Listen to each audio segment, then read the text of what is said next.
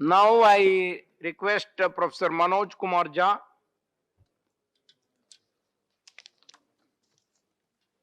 शुक्रिया vice chairman साहब, thank you so very much. मैं अपने दल राष्ट्रीय जनता दल की ओर से राष्ट्रपति जी के महामहिम के अभिभाषण के प्रस्ताव पर अपना पक्ष, दल का पक्ष रखने खड़ा हुआ। माननीय वाइस चेयरमैन साहब, शुरुआत यूं हुई कि गवर्नमेंट ऑफ इंडिया एक्ट 1919 के बाद हमारे यहाँ इस रवायत की शुरुआत हुई। उससे पहले हमारे यहाँ ये परंपरा नहीं थी। एक और ऐतिहासिक तथ्य जो मैं सदन के अपने साथियों के समक्ष रखना चाहूंगा कि 1950 में भी 31 जनवरी को ही अभिभाषण हुआ था। 31 जनवरी 1950, जब हमारे तब के महामहिम डॉक्टर राजेंद्र प्रसाद, जो बिहार से आते थे, देश के सर्वमान्य नेता थे, उन्होंने अभिभाषण दिया था। तो 72 वर्ष बाद ये एक संयोग है, लेकिन 72 वर्ष के अभिभाषणों के दायरे में अगर सर सोचे तो कई चिंता की लकीरें हैं, और चिंता की उन लकीरों को हमने अभिभाषण के पक्ष में, अभिभाषण के दौरान नहीं देखा। इसलिए मैं शुरुआत करूंगा कि बेवफा बावफा नहीं होता, बेवफा बावफा नहीं होता, वरना इतना बुरा नहीं होता। हमने तो सोचा था, बाद लुटने के ये पता चला कि रहजन रहनुमा नहीं होता। खैर, बहरहाल सर, मैं कुछ छोटी छोटी चीजें इस संदर्भ में रखना चाहूंगा। सभापति महोदय, मुझे पता है कि इस संदर्भ की गरिमा क्या है।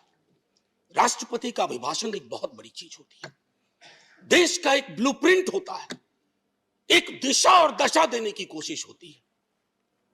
हम विपक्ष में हैं, लेकिन देश की दशा और दिशा से चिंतित अगर हम हैं तो अभिभाषण की पंक्तियों में भी वो चिंता की लकीरें दिखनी चाहिए थी। जब वो चिंता की लकीरें नहीं दिखती हैं तो एहसास होता है।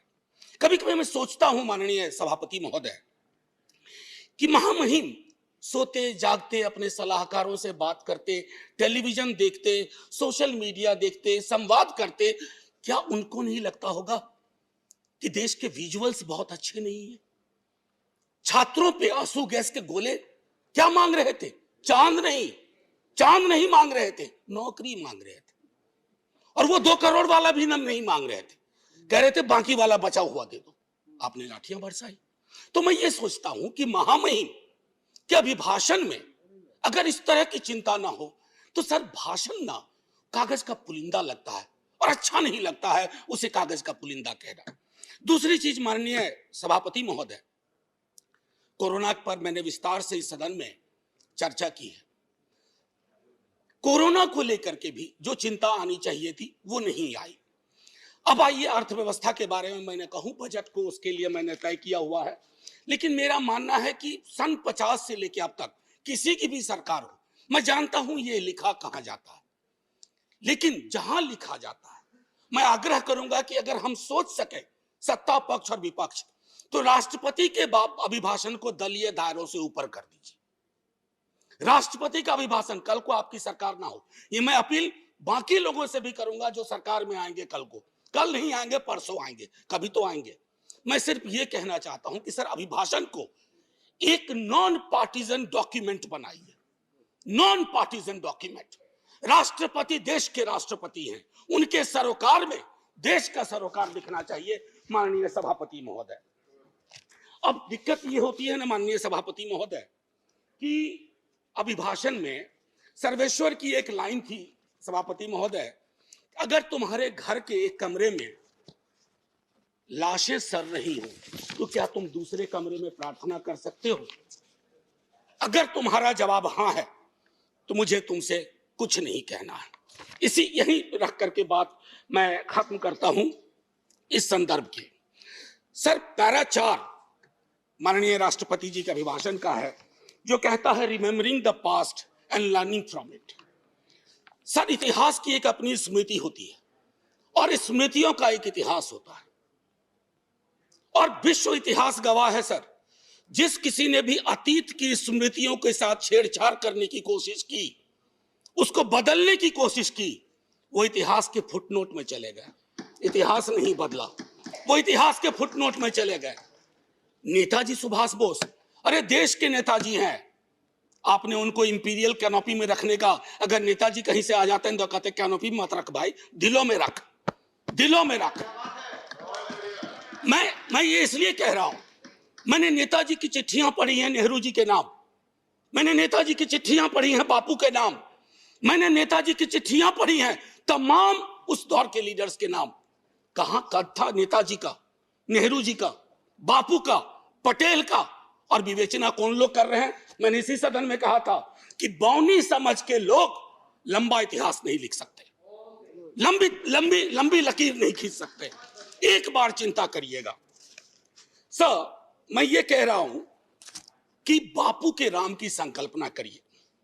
अच्छा, इससे पहले एक हल्के में एक बात कहूं माननीय सभापति महोदय, मैं कभी कभी सोचता हूं 1952 में पहला चुनाव लड़ा हमने सर, 52 में हम पार्टीशन से निकल के आए थे, पीड़ा थी बहुत, लाखों लोग मारे गए उधर और लाखों लोग मारे गए इधर।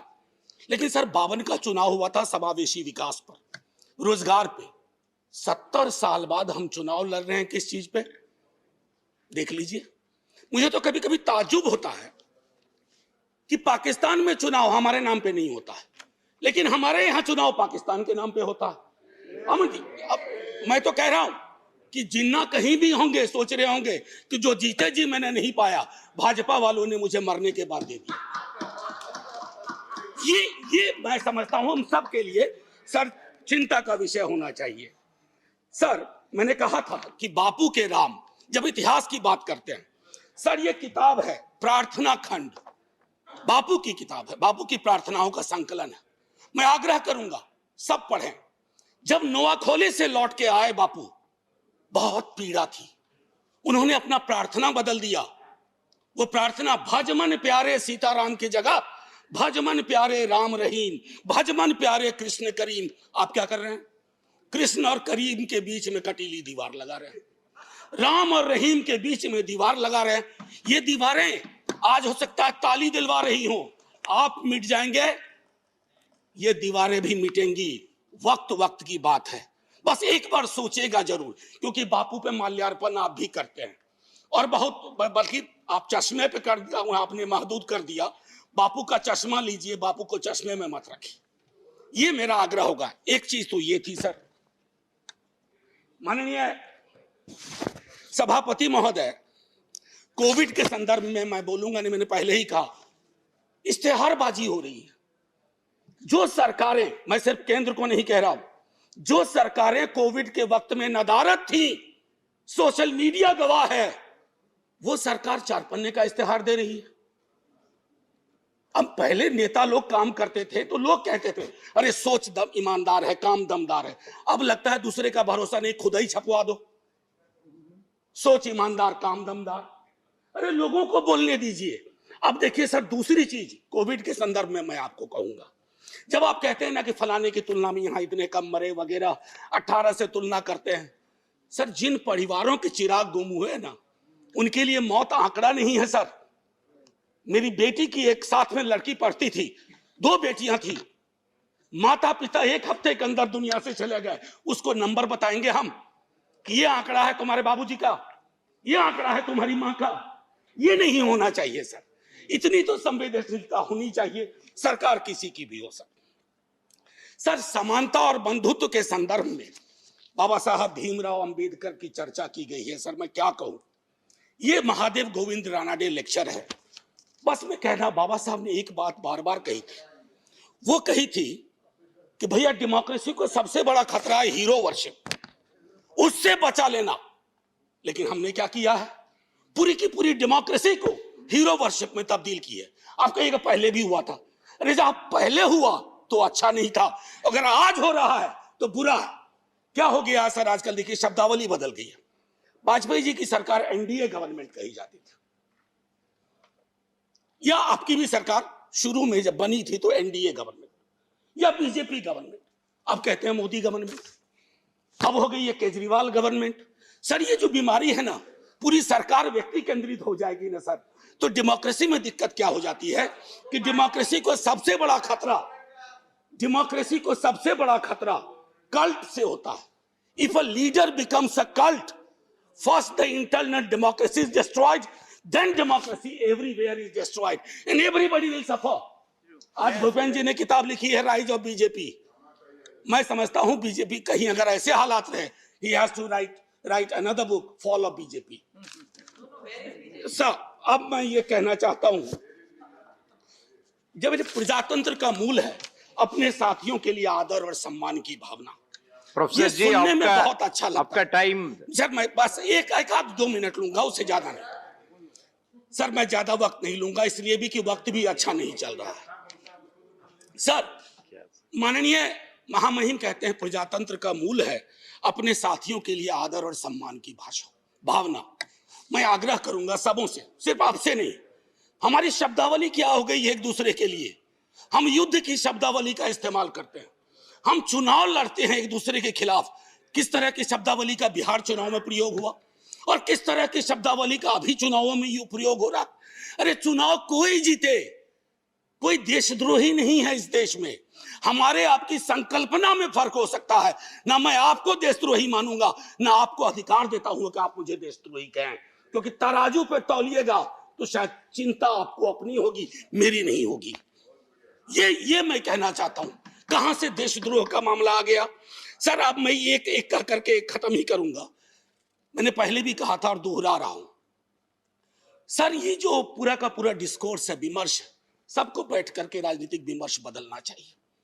सब खत्म हो जाएगा सर. अब आइए पारा 15, 1 मिनट और लूंगा, 1-1.5 मिनट. फूड सिक्योरिटी को लेकर के बड़ी बड़ी बातें होती है. सर गोदाम से पेट तक की यात्रा सुनिश्चित नहीं करवा रहे हैं आप. अन्न का भंडारण आपको है, लेकिन हासिल क्या है. 116 मुल्कों में आप 101वें नंबर पे हैं. भूखमरी, पेट की लानत सबसे बड़ी लानत होती है. अगर मंदिर भी बनवा रहे हैं तो उसमें प्रसाद चढ़ाने के लिए पैसा चाहिए. अगर मजार पे जा रहे हैं चादर चढ़ाने के लिए पैसा चाहिए. लोगों के पास कुछ बचा नहीं है.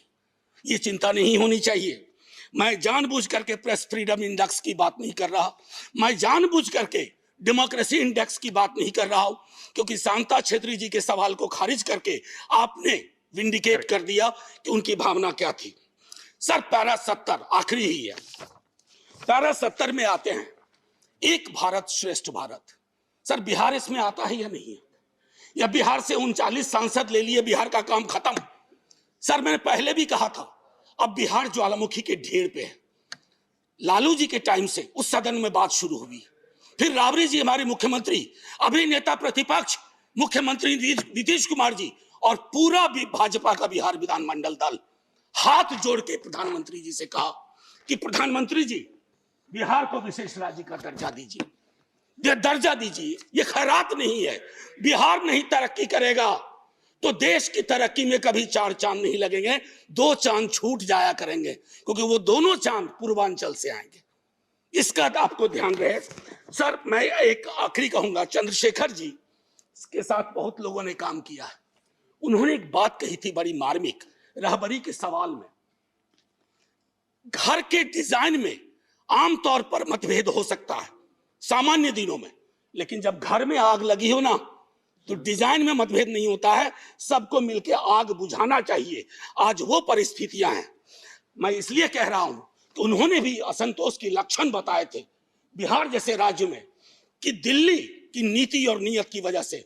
मैं आपसे आग्रह करूंगा आपके माध्यम से कि महामहिम संज्ञान लें. और आखिरी सर ये किताब है, मैं आग्रह करूंगा कश्मीर के बारे में. मेरे दोस्त, मैंने बार बार ये कहा है कि कश्मीर जमीन का टुकड़ा नहीं है, जम्मू जमीन का टुकड़ा नहीं है, लद्दाख जमीन का टुकड़ा नहीं है.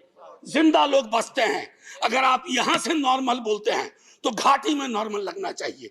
और मैं इसलिए भी कहूं कि ये लाल चौक एक यंग लड़के ने लिखी है सर, बिहार का लड़का है, उसने ये बात लिखी है और कहा है कि नॉर्मैलिटी कैसे रिस्टोर की जा सकती है. सब पढ़ें. और आखिरी में sir 14 please conclude. 30 second. Sir north east के बारे में चर्चा हुई, 14 सिविलियंस की बर्बर हत्या हुई. क्या वो भारत के नागरिक नहीं थे? क्या उनके लिए एक शब्द नहीं होना चाहिए था? इसलिए मैं कह रहा हूं कि अभिभाषण सादा डॉक्यूमेंट ना हो, दर्द और पीड़ा हो, उसमें सब कुछ हो, ताकि वो हमारा अभिभाषण हो, आपका अभिभाषण हो, सबका अभिभाषण हो। बस इतना कह करके सर, जय हिंद।